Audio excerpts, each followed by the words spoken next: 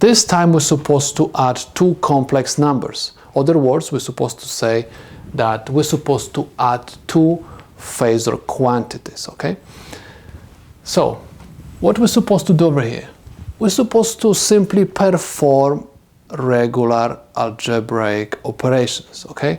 We're supposed to simply combine the like terms, okay? But before we are going to combine the like terms, we're supposed to take off the parentheses. Remember, anytime we do not see any sign at the front of the parentheses, there is always invisible positive sign.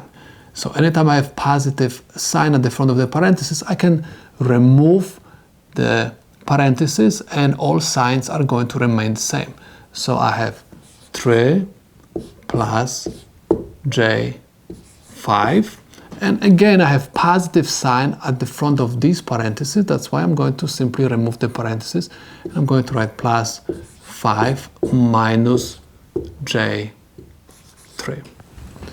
Next, I'm supposed to combine the like terms. I have two real numbers and two imaginary numbers. Let me write them next to each other. So I have 3 plus 5 plus j5 minus j3.